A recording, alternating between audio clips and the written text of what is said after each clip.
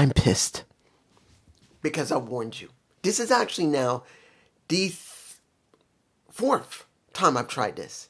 Not the third. The fourth. I had to think about it for a minute. Look, I hate when I'm right. And I hate when I get angry about being right in this type of situation. I still love AEW, but what they just did was the most stupidest thing you could have done to a talent. I'm sorry, it is. And if you think, oh, don't worry, he'll be fine, no. No. This is no better what happened to, at certain points, Saraya, Ruby Soho, Athena, to Megan Bain, to any woman that came into this company, or any man that came into this company, where they look like they're going to get somewhere, instantly going to be shot, and then they're basically used for a plot device. Instead of building them correctly, you don't. The only time when they do it right is that they have it written in their damn contract that I want creative control. Let's move on. First match, which I thought was going to lead to the building of the Continental Classic Championship. No, and yes. This is a trios match between the Death Riders and the Don Callis family. Again, it's due to the fact that Kateska will be having his match against... Let me give it to you like this. The person there that I get upset about the most in that match is Pac. Pac. A guy who's only won the All-Atlantic and International Championship and the trios. That's it. He's accomplished zero. He can talk. He's got charisma. He works a very good match with almost anyone. It is ridiculous they've done nothing with him. Yes, I'm biased because he's one of my favorite wrestlers. Because I know the guy had learned what he needed to learn in WWE with psychology. He shows it in his matches. And they do nothing with it. And this match was only about one thing. Getting the Continental Classic story done. You could have done that with a promo. You could have done that with a fight in the back. I think either one would have worked fine. Did you need the match? And that it was Moxley who managed to beat Josh Alexander, which I'm not surprised. There was no way you're going to have Kateska do it, and you're not going to have Davis do it either. I knew they weren't going to go anywhere with Davis. It was a nice interaction between Claudio and Davis. I did like it. It wasn't a problem there. But I knew this was going to happen. There was no way that Kateska was going to get pinned. And since Davis is working with Jack Doyle, or is it Jack? I'm forgetting Jake something's name. For some reason, I'm forgetting his name. But the point is, Doyle and Davis are not going to be jobbing separately. I think they're going to still keep them undefeated, most of it. Not saying they can't, but you know what I mean. Moving on to Kyle Fletcher. No, that's last. We are now moving on to the third match. We have someone that we've only seen briefly in a vid pack with... Let me give it to you like this. Do I care about Gabe Kidd? Gabe Kidd is supposed to be with the Death Riders. He's not. He's been on his own. Now he's working with Clark... What was the guy's name? Clark Connors. Supposedly from New Japan Pro Wrestling. This is the first time I see him. I don't see anything except like almost a bite off of Y2J when he was younger. Yeah. He makes me think of Chris Jericho when he was younger, what he was wearing. 100 Proof feels like 100 Y2J. Nothing wrong with that. But I need more. That's if he's seen on Dynamite more, because I don't watch Collision or RH. So if they don't show him on Dynamite, I don't give two damn flips. They need to show him meaning something. Did I care about Orange Cassidy with Roderick Strong? No. But this was about the destruction of a Darby Allin out in the desert back in Las Vegas. So that's the reason this happened. Now, the one who had to eat the pin was Garcia. And even then, this wasn't even about Orange Cassidy directly. This wasn't about Garcia directly. This wasn't even about Darby Allin directly or the Clark Connors. Guess who it was? It was about a Toni Storm saying that she won. It's made it very clear to everyone there that if she loses to a Marina Shafir, she's going to be one of the sexy bald bitches there is. Which she would be. Because let's make it very clear, Toni Storm with long hair, short hair, or no hair is a fucking good looking woman. And then what did we get at the end of that? We got Garcia beating up on Orange Cassidy when you think it was Wheeler Yuta when he came out. But no, he was standing at the ramp, called out Marina Shafir, who put the mother's milk onto a little bit of a Mina Shirakawa. Gorgeous. And she got her hair cut, snipped. And you see a little bit of Toni Storm freaking out because her wife is getting attacked.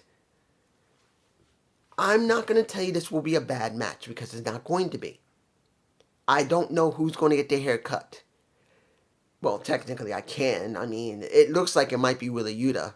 It really does look like it could be Wheeler Yuta because I don't see Marina, don't see anything of Orange, and I just don't see Toni Storm either.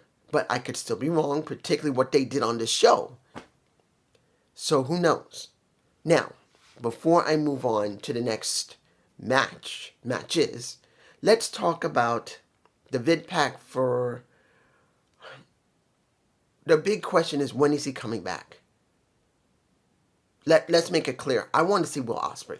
I am waiting to see Will Ospreay. They're showing him training, which is good. So maybe this coming year he'll come back. I have not checked the dirt sheets. I don't want to know. You don't have to tell me. I haven't checked. Unless there's something important to check, I don't check the dirt sheets. MJF's video. Alright. And let me give it to you like this. The vid pack between MJF and Brody King was alright. But it's mostly a repeat of what we had. But it was good to see it. I want to make this clear. It was good to see they are still showing vid packs. Because a lot of times they won't show much vid packs. They'll show a little bit of interviews. But the interviews feel disjointed. At least they're focused enough to say, okay, these are the people we need to focus on. I'll give them that. And that's a good thing. Now, the Rascals versus the Bucks versus the returning Private Party. Whoever wins is the number one contenders towards FTR. I'm going to give you my feelings about the Rascals. Myron Reed, Wentz, and Zachary Wentz, as well as Dez, my boy, the former Wesley. At this point, I still love them. But at this point, without Trey Miguel, they feel empty. I'm sorry. They feel like there are three-legged tables which hold their weight great. But if the table originally started as 4, went down to 3 and was always uneven, but managed to stay stable, it's fine because you didn't wiggle the table. It was all right. Then one of the legs went away, and the table switched from being a 3-legged to a 2-legged with a brace, which was great. But at one point, you decided you wanted your table to have 4 legs again, which it did. And that's every one of them. Back in TNA until they all decided to go together to AEW. And one of those legs was ripped off the table. It wasn't just you decided, well, you want to go back to 3 legs again. No, it was ripped. And it just doesn't feel right. If that makes any sense, that analogy. I hope that makes some sense to you. To me, the Rascals don't feel complete due to the fact of how one of them was removed. So I'm not against them. I'm always going to be rooting for them. But as long as in AEW, it don't mean anything. Because they really need Trey with them. Even if they don't get anywhere, Trey needed to be with them. And if he had to leave afterwards when they had been there for a while, that would have been all right because Trey would have left. But the way he left just feels like they're unbalanced. They don't feel right. Now, did I believe at any time that the Bucks were going to lose? No. Was it a good match? Yes. Seeing Private Party facing against the Rascals, facing against Myron and my boy, my seeing Desmond versus both those guys, I liked it. I'm not a big high-flying fan, but the members of Private Party versus the Rascals, either one of them, all three of them mixing around, I like it. It's been very good, and I like that. But I didn't expect any one of them to win. I would have been shocked if Private Party won because they just came back and they don't really have much stroke anymore, legitimately. After they lost, gave up the titles, they went away, came back, they're going to have to be really pushed to really make them feel like something. And they don't really feel like much, but at least they are back. The Bucks faced...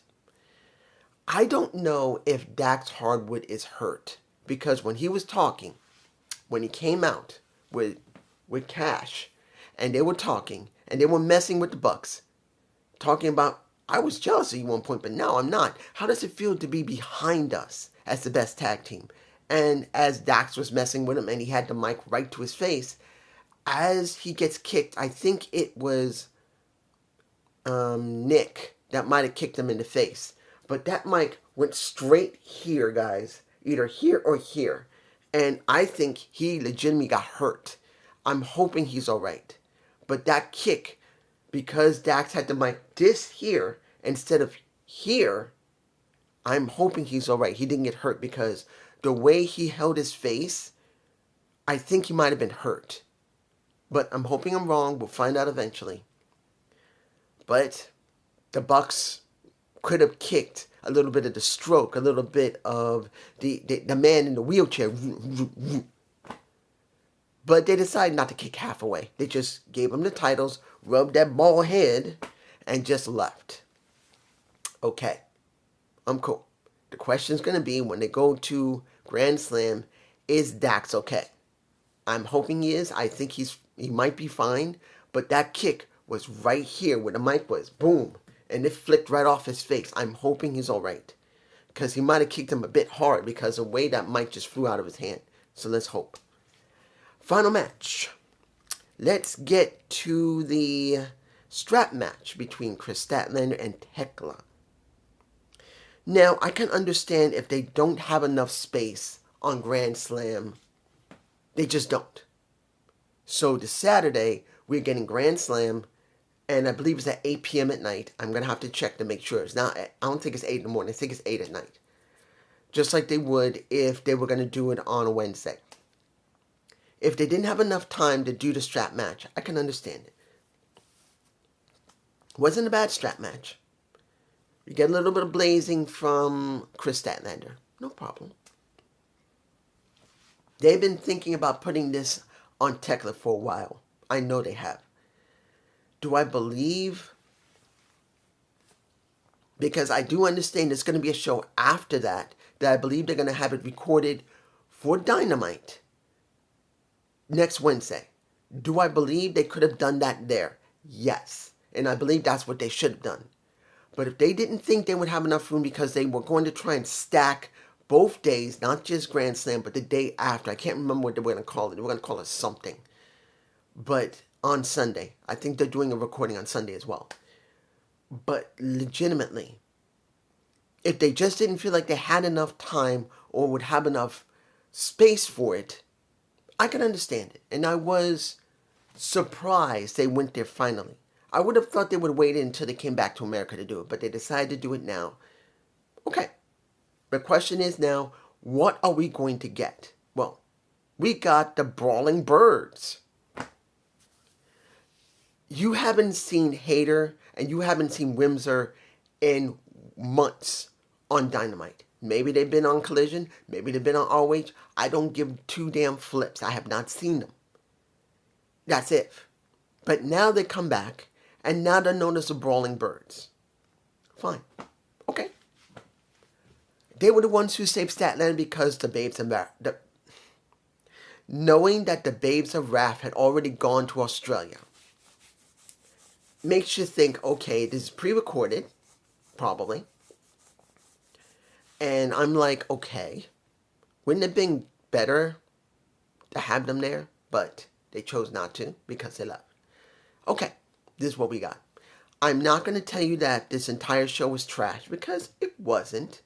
We got some decent matches. We got the in-ring segment between Swerve and Kenny, which was actually quite good. I actually liked it. Explaining how Swerve felt about Kenny, who was either in the hospital or was wrestling in other places. And the one that was really holding it down was him. And then Kenny said, look, I didn't, and Swerve was talking about him being considered the god, the cleaner. And he didn't ask for that moniker. That's Kenny. He said, everyone else gave it to me. And I want to make it clear. I'm not using my EVP powers because that is what Swerve was worried about. If you try to use your EVP ability, I am going to kill you, essentially. And he says, no, I'm not here for that. I want to win that damn title legitimately. My final shot at it. That kind of gives you a little bit of questions of the final shot. Does that mean Kenny is not going to try again, which he probably will? Is Kenny finally going to be finished after he wins? I don't think so. But he said his final run to try and go for the title. But he wants to fight. And that's what they got. Because after he smacked Swerve in the face, they started brawling in the entire arena until they ended up before one wing. Did I believe that Kenny was going to use the one-winged angel? No. Did I believe that Swerve used anything really sharp on Kenny's head? No, it's probably a mic. And did I believe that they could have gotten hurt when they did that spot with the two tables? Yeah, but it's what we got. But it does at least give them something to do. Because, of course, there was no way they're going to be doing anything right now in the main title picture, so they just stuck them together. Will it be a good feud? Yeah, counting if they're going to make it mean something. Will they get a title shot, either one of them, as a stipulation? That's going to be the big question.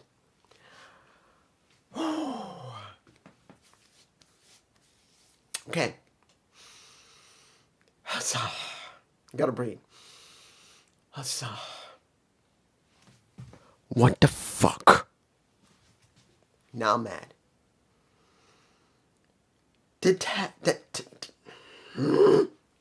TNT title match of Kyle Fletcher versus a Tommaso Ciampa. I said this shit. What the fuck did I say? That this was wrong. This was so wrong. That Tommaso Ciampa was getting a shot at that title so damn quick because I didn't believe that was the wisest thing to do. They're rushing him and it's going to mess up.